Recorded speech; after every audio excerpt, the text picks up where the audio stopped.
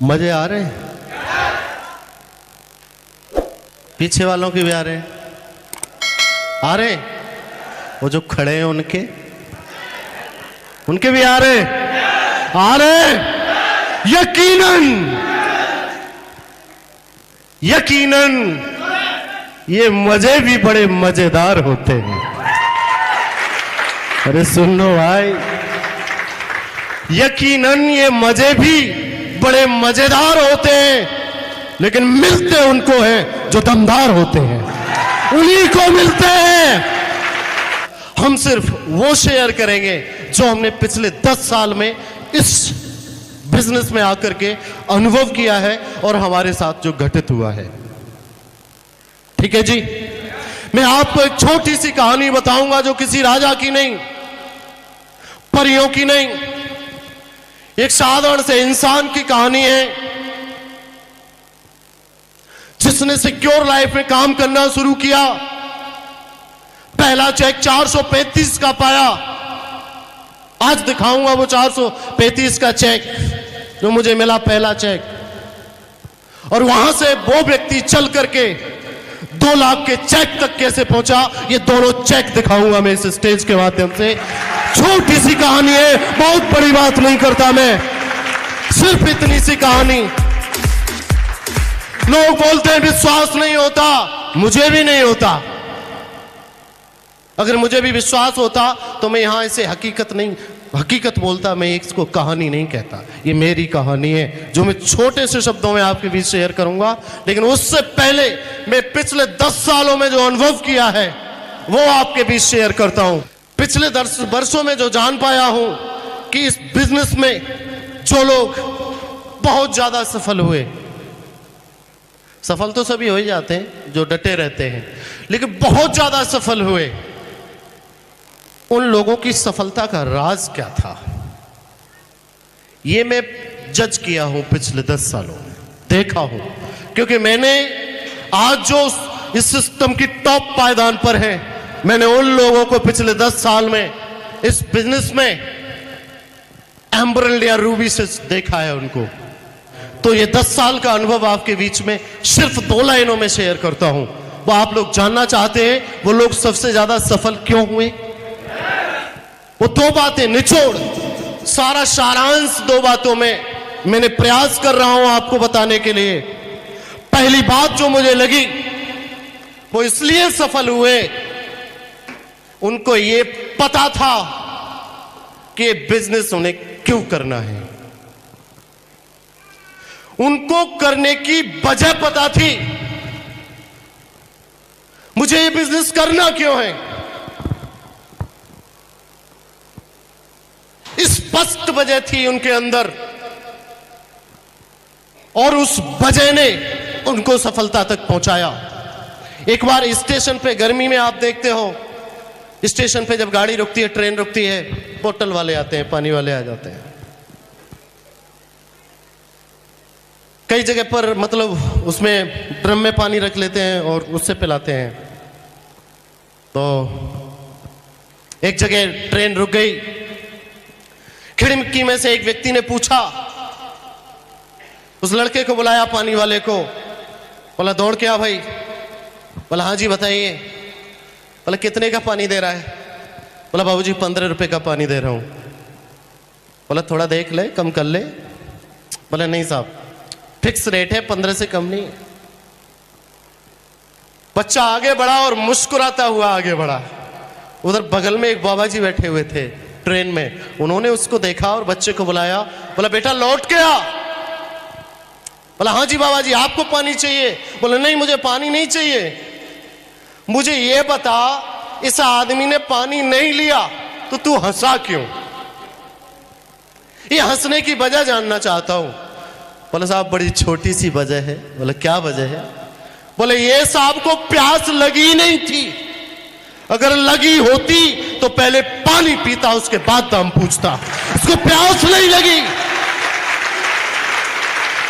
दुनिया भर के ड्रामेबाजी जो लोग करते हैं इस बिजनेस में, उनकी सिर्फ एक ही वजह है, कि उन्हें यह पता ही नहीं कि बिजनेस क्या दे सकता है और मैं क्यों करूं। इस वजह से वो ड्रामेबाजी करते हैं। और जिसको प्यास लगी होती है वो प्यास बुझाता है, कभी दाम नहीं पूछता, दाम नहीं पूछता। आपको प्यास लगी है, उनको लगी थी जो सबसे ज्यादा सफल हुए इस बिजनेस में। पहली बात जो मैं जान पाया पिछले 10 साल में, ये लोग आखिर इतने सफल क्यों हुए। दूसरी बहुत सुंदर बात है, बहुत ही सिंपल बात है। जो लोग ऊंचाइयों के पायदान पर पहुंचे, जब उन्हें यह पता चल गया कि मुझे ये बिजनेस करना क्यों है, ये मुझे दे क्या सकता है, तो फिर उन्होंने इस बिजनेस को करना सीख लिया। क्या किया? करना सीख लिया उन्होंने इस बिजनेस को। ये बिजनेस करना कैसे? अपने आप को सिस्टम के हवाले कर दिया। और जो लोग सिस्टम के हवाले करते हैं उनका रास्ता बीच में कभी भी टूटता नहीं है, मंजिल तक पहुंचती है गाड़ी, मंजिल तक पहुंचती है।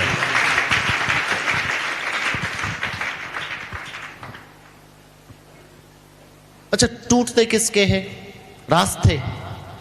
मंजिल से पहले रास्ते खत्म किसके होते हैं? जो अपने आप को सिस्टम पर समर्पित नहीं करते हैं। एक बार क्या हुआ, एक बेचारा एक आदमी बीज ना बेचता था। बीज ना समझता? हैंड फैन बीज ना बेचता था, गली गली चिल्लाता था 200 साल की गारंटी। हंस रहे लोग, बोले ज्यादा फेंक रहा है। 200 साल की गारंटी है। चिल्लाते राजा के महल के पास से निकला तो राजा ने बुला लिया उसको, बुला के लाओ इसको भाई। बोला भाई देखने से तो ऐसा लग रहा है 5-4 दिन का मेहमान है तेरा ये बीजना। बोला राजा साहब 200 साल की गारंटी, 200 साल की गारंटी। राजा ने बोला अच्छा भाई दे जा, लेकिन तू एक काम करना, अगले हफ्ते दोबारा एक चक्कर जरूर लगा जाना, एक राउंड जरूर लगा जाना। ठीक है साहब। राजा ने उसको उसका जो कीमत थी वो दे दी, बीजना ले लिया। बीजना 2.5 दिन में टूट गया। टूट नहीं था वो तो। जब बीजना टूट गया तो राजा बोला हमें तो मालूम था 200 साल कैसे चल जाएगा। वो तो बहुत बड़ी बड़ी हाँक रहा था, लेकिन चलो आएगा तो सही बात करेंगे उससे। उसे बुलाया, आ गया वो घूमने के लिए, पेश किया गया। और राजा ने बोला भाई आप तो 200 साल की गारंटी दे रहे थे और आपका ये बीजना टूटा पड़ा है। बोला राजा साहब मुझे पता था। क्या बोला वो? मुझे पता था कि आप भी गलती करोगे। राजा के सामने इतना बड़ा बात कर रहा है। बोले ये बताइए राजा साहब आपने इस बीजना का प्रयोग कैसे किया? बोला इसमें क्या बात है, ऐसे ऐसे किया। बोला इसी वजह से तो टूट गया, इसी वजह से तो टूट गया। अरे आपको चलाने नहीं आता था तो कम से कम पूछ तो लेते। बोला तो कैसे प्रयोग करना था? अरे बीजना सामने रखना था और गर्दन हिलानी थी, तब गारंटी थी 200 साल की। और तब 200 साल नहीं चलता, तब आप हकदारी थे। अरे तो आता नहीं था तो कम से कम पूछ तो ले, सीख तो ले। क्यों भाई दिमाग क्यों लगाते हैं? जब आता नहीं है, ऐसा काम हमने पहले किया नहीं। ये सिस्टम बोल रहा है करोड़ रुपए साल मिलेंगे, आज तक ऐसे काम किया नहीं। पूछ तो लो अप्लायंस से, सिस्टम से। बोला भाई ये मिल कैसे जाएंगे, ये तरीका बता। हम अपने अपने तरीके प्रयोग करना शुरू कर देते तो टूटेगा ही। क्यों जी? टूटेगा। लेकिन जिसने सीख लिया है उसका बीजना जिंदाबाद है, जिंदाबाद है, जिंदाबाद। यही तो बात सीखा हूं भाई पिछले 10 सालों में, उन सफल लोगों के संपर्क में रह करके, और बहुत ज्यादा कुछ नहीं सीखा। मेरी सफलता की बात करो कि मैं बिजनेस तक कैसे आया, तो अपने तो 2-3 मंत्र पालन किए। पहले मंत्र का पालन किया कि जहां तक बनी, जब तक बनी तब तक पॉजिटिव थिंकिंग करी। क्या किया? देखो हो सकता है कभी ज्यादा बड़ा चेक आए, कभी छोटा आए, किसी दिन ना आए, क्या फर्क पड़ता है। हमने तो पॉजिटिव थिंक करनी है भाई। आप लोग पॉजिटिव थिंक कर सकते हैं। आपने बिजनेस 2 महीने के लिए ज्वाइन किया है, या 2 साल के लिए ज्वाइन किया है, या 50 साल के लिए ज्वाइन किया है, या पीढ़ी दर पीढ़ी के लिए ज्वाइन किया है, फिर आप 3 महीने में निर्णय कैसे ले सकते हो कि यह काम नहीं होगा। इंतजार कर, फिर दम तो लगा, जरूर होगा मेरे भाई। प्रयास तो करने पड़ेंगे। जब जब काम नहीं हो समझ जाओ सीखना बाकी है। हाँ जी, सीधे सीधे।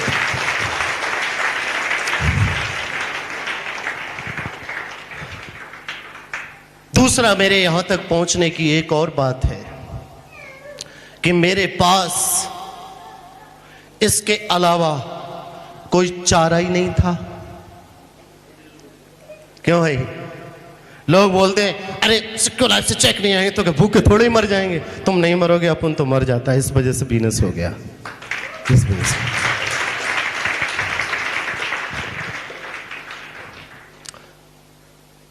कहीं ना कहीं हमारी कुछ चीजें ऐसी हैं जिनमें हम जकड़े रहते हैं, अपने आप को पूरा फांस के रख दिया है उसमें। हम चाहते हैं निकलना, हमें मालूम है ये हमारी काबिलियत के मुताबिक चीज नहीं है, हम चाहे तो वो नहीं जाने देती। क्या कर, इतनी आदत पड़ गई। कोई काम हम 20 साल से कर रहे हैं ना,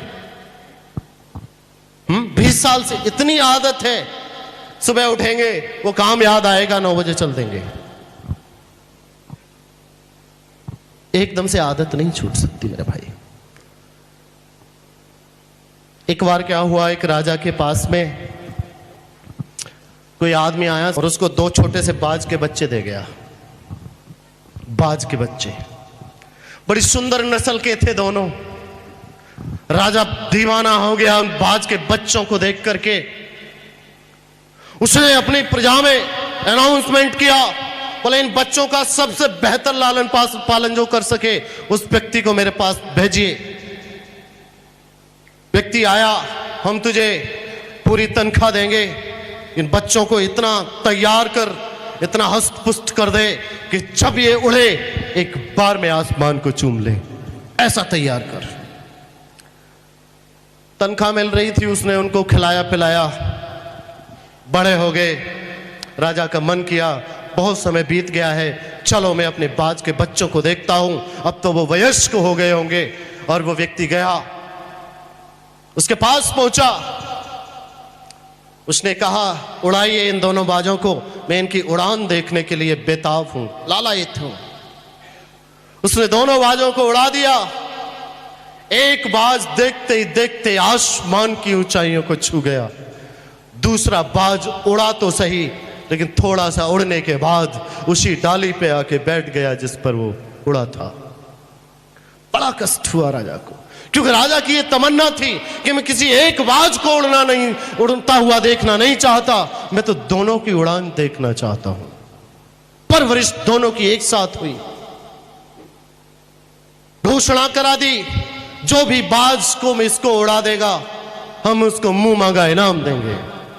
बड़े बड़े ज्ञानवान विद्वान लोगों ने प्रयास किए, लेकिन वो बाज दूसरा नहीं उड़ सका। बहुत दुखी हो गया राजा, दिन रात यही सोचने लगा आखिर क्या कमी रह गई इसके लालन पालन में जो कि ये नहीं उड़ा। मुझे धक्का लगता है, मुझे इस बात की खुशी नहीं कि वो उड़ रहा है, बल्कि इस बात का कष्ट है कि ये क्यों नहीं उड़ रहा है। कोई नहीं मिला उसे उड़ाने वाला। अचानक से एक दिन सूचना आई कि वो बाज भी उड़ने लगा। राजा हैरान, आखिर क्या किया होगा किसी ने कि वो भी उड़ने लगा। उस व्यक्ति को बुलाया गया, पूछा तो हाथ जोड़ के एक किसान का लड़का था, खड़ा हो गया, बोला राजा साहब ज्ञान की बातें तो हम नहीं जानते क्योंकि हम तो किसान आदमी हैं। बोला तो फिर आपने इस बाज को उड़ा कैसे दिया? बोला साहब मैंने कुछ नहीं किया, मैंने वो डाल काट दी थी जिसकी इसको आदत पड़ गई थी। ठीक है ना, वो डाल ही नहीं मैंने छोड़ी जिस पे ये बैठता था, आदत थी उसको। अब वो डाल ही नहीं है तो अब तो उड़ेगा ही उड़ेगा ना। हेलो, जाने ऐसी कौन सी डाल पकड़े हैं हमें जो इतनी सुंदर अपॉर्चुनिटी होते हुए भी हमें जकड़े हुई है, हमें डायमंड नहीं बनने दे रही। और जिसने भी ये डाल छोड़ी है या डाल काटी है वही सफल है, वही डायमंड है, वही विजेता है, वही दुनिया पर राज कर रहा है। Thank you. मैं आपसे ये नहीं कहता आप जो कर रहे हो वो छोड़ दो, बिल्कुल नहीं कहता कि जो आप कर रहे हो वो छोड़ दो, लेकिन मैं इतना तो कहूंगा थोड़ा सा विचार इधर भी कर लो, विचार तो कर लो। क्या जो आप कर रहे हैं वो आपकी काबिलियत के मुताबिक है? अगर नहीं है तो विचार कर लो। मैं ये नहीं कहता कि हम किराए के मकान में हैं, अरे जिसके पास अपना नहीं होता वो कुछ दिन किराए के में तो रहता है, लेकिन अपना बनाने के बाद फिर भी उसी में रहेगा क्या है? बोला नहीं साहब मुझे तो बड़ी मोहब्बत है, उस कमरे में तो बड़ा मजा आया, नहीं छोड़ सकता। अरे यार छोड़ दे, छोड़ दे मेरे भाई, ठीक है जी। तो पता नहीं ऐसी कौन सी ढाल के आदी हो गए हम, ये ढाल हमें सपोर्ट देती है। अरे क्या फर्क पड़ता है, भूखे थोड़े ही मर रहे हैं, है? ये है ना ढाल है भैया, भूखे तो नहीं मर रहे हैं, लेकिन जिसको आप जीना कह रहे हो वो जीना भी तो नहीं है। देखो आप विचार, ठंडे दिमाग से विचार करिएगा तब पता चलेगा। परेशानियों का ठीकरा फोड़ देते हैं हम, किस किस का नाम बताऊं, चुनौतियां गिनाते हैं, परेशानियां गिनाते हैं, किस किस का नाम गिनाऊं आपको बताओ। हिंदुस्तान विश्व की सबसे दमदार प्रख्यात नृत्यांगना सुधा चंद्रन, दोनों टांगे यहां से नहीं थी, कैसे बन गई? उसके सामने परेशानी थी, टीचर ने मना कर दिया, तू क्या करेगी, तू कर ही नहीं सकती, नहीं कर सकती। टीचर आज तक हैरान है ये कर कैसे गई, इतना बड़ा नाम। एक आदमी साइकिल पे झोला टांग करके वॉशिंग पाउडर गली गली बेचता था, 2 किलो वॉशिंग पाउडर बनाता था, घर में गली गली बेचता था। नाम था करशन भाई पटेल, निरमा कंपनी का मालिक, निरमा कंपनी का मालिक। मैं मुझे ज्यादा तो नहीं मालूम इतना, लेकिन कह सकता हूं जब से किसी आदमी ने वॉशिंग पाउडर का नाम सुना होगा तो निरमा सुना होगा, सबसे पहले सुना होगा। तो किसी एक आदमी के दिल में जज्बा पैदा होता है यार लड़ने का, परिस्थितियों से जीतने का, वो ठानता है और उस पायदान को चूम लेता है। सिर्फ ठान लेने से, जो लोग ठान लेते हैं, जज्बा पैदा करते हैं जीतने का, विपरीत परिस्थिति ऐसे जावाज के सामने घुटने टेक देती है और एक बात बोलती है, जो हुक्म मेरे आका, बता बता मैं क्या करूं। विपरीत परिस्थिति कहती है कि मैं तो बंदरिया बनके नाचने को तैयार हूं, कोई मदारी तो मिले। अरे मदारी नहीं है भाई, मैं तो तैयार हूं। जो परिस्थितियों के फेर में लोग कहते हैं साहब ये सुधार लूं, अरे तू इसको मन सुधार, अपने को सुधार ले, सब सुधर जाएगा। इस परिस्थिति को अनुकूल कर लूं तो परिस्थितियों में उलझ जाएगा मेरे भाई। तू अपने आप को सफलता के अनुकूल कर ले, परिस्थितियां तो ऑटोमेटिकली अनुकूल होके आ जाएंगी तेरे पास, तेरे पास चल के आएंगी। परिस्थिति होती नहीं है दुनिया में, यहां होती है। कहां होती है परिस्थिति? सिर्फ दिमाग में होती है। हाँ? हम बोलते हैं परिस्थिति दूर करनी है, बोला हाँ चल दिशा में, और सब यही तो परिस्थिति है, यही तो परिस्थिति है। फिर क्या ट्रीटमेंट है भाई? ऐसा कोई ट्रीटमेंट है जो कि ऐसे फेंक दिया जाए बोला डायमंड है? अभी तो हमारी नॉलेज में नहीं है, मिलेगा तो जरूर बताएंगे। ठीक है जी। फंक्शन देख रहे हैं आप, इतने बड़े इवेंट के साक्षी हैं। लोगों ने ना से शुरू किया, सिल्वर बन गए, आपके सामने बने। यस और नो? तो ये बात तो कहना भूल जाइए कि लोग नहीं जुड़ते। हम भी तो लोग हैं जो जुड़े बैठे हैं। लोग जुड़ रहे हैं, आप लोग मानते हो? बिल्कुल मानते हैं। लोग कहते हैं अरे सारे करोड़पति बन गए। प्रेस कौन करेगा? तुम्हें प्रेस की चिंता है? तुम्हें कभी देश की चिंता हुई कि आज भी आपके रुपए को विदेश में चलाने के लिए 63 देने पड़ते हैं, 50 देने पड़ते हैं, तब एक मिलता है? इस चीज की चिंता है आपको? कभी जाकर के देखिए विदेशों में, विदेशों की सड़कों पे चलिए, होटल में घुसने की जरूरत नहीं है, सड़क देख के फ्लैट हो जाता है आदमी यार। है सड़क देख के, अरे चिंता है आपको कि सारे करोड़पति बने? ठीक है, बन जाने दो यार। बिल क्लिंटन साहब से पूछा गया, बोला सर बताइए समाज की सबसे बड़ी सेवा क्या है? बोला जानना चाहते हो? बोला हाँ, तो अपने आप को पैसे वाला बना लो, ये समाज की सबसे बड़ी सेवा है। क्योंकि जिस देश के नागरिक सबसे ज्यादा पैसा वाले होंगे वही देश ऊंचाइयों पर होगा, उसी देश का नाम होगा, वही समाज की सबसे बड़ी सेवा है। मैं मानता हूं कि भूखे को खाना खिलाना चाहिए, आप भी मानते हैं यस और नो? कोई भूखा नहीं रहे, वो भूखा है उसको खाना दे दो, आप लोग मानते हैं? लेकिन ये कितना लोग मानते हैं कि उस भूखे को ये बता दो ये खाना पैदा कैसा होता है, जीवन भर बदलेगा, जीवन भर पेट भरेगा। कितने लोग मानते हैं इस बात को? सहमत है? पहली बात से सहमत है या दूसरी वाली से?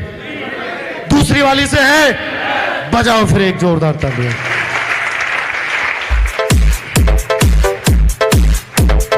Thank you.